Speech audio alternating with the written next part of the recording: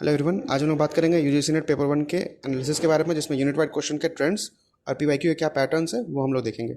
सबसे पहले हम लोग देखते हैं यूनिट 1 टीचिंग एप्टीट्यूड, जहाँ पे मेनली जो क्वेश्चन से पूछे जाते हैं वो आपका teaching aptitude, level of teaching, evaluation system, learner characteristics, Bloom taxonomy, teaching aids, इन सब के रिगार्डिंग होते हैं। एक लर्नर वर्सेस और टीचर सेंटर्ड जो लर्निंग होती है उसके रिगार्डिंग भी क्वेश्चन भी आ रहे हैं काफ़ी ज़्यादा। स्टेटमेंट बेस्ड क्वेश्चन ज़्यादा है, मैच द फॉलोइंग है, डायरेक्ट थ्योरी क्वेश्चन भी कुछ कुछ आते हैं कभी कभी। पीवाईक्यू ट्रेंड देखा जाए तो रिपीटेड कॉन्सेप्ट से बस वर्डिंग थोड़े चेंज कर दिए जाते हैं।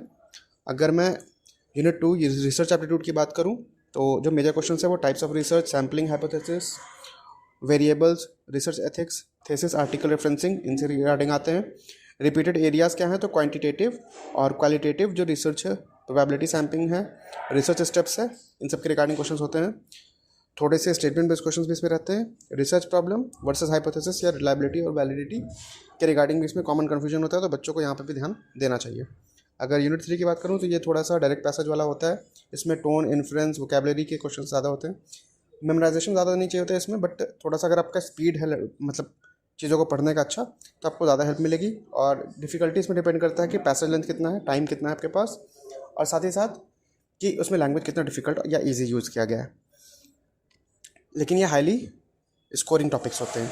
अब मैं यूनिट 4 कम्युनिकेशन की बात करता हूँ, तो इसमें थ्योरेटिकल क्वेश्चंस होते हैं। अगर फ्रीक्वेंटली आपसे पूछा जाए तो types of communication, barrier, classroom communication, mass communication, non communication. कभी कभी इसमें वन लाइन के डायरेक्ट क्वेश्चन भी आते हैं, लेकिन इसमें एग्जाम्पल बेस्ड कॉन्सेप्चुअल क्वेश्चन भी कभी कभी इसमें पूछे जाते हैं। मैथमेटिकल रीजनिंग की बात की जाए तो time and distance, ratio proportion, percentage, profit loss, coding decoding, number series, काफ़ी क्वेश्चन इससे आते हैं। क्वेश्चन का नेचर देखा तो स्पीड बेस्ड होता है, शॉर्टकट ओरिएंटेड भी क्वेश्चंस होते हैं और कैलकुलेशन हेवी भी क्वेश्चंस होते हैं इसमें।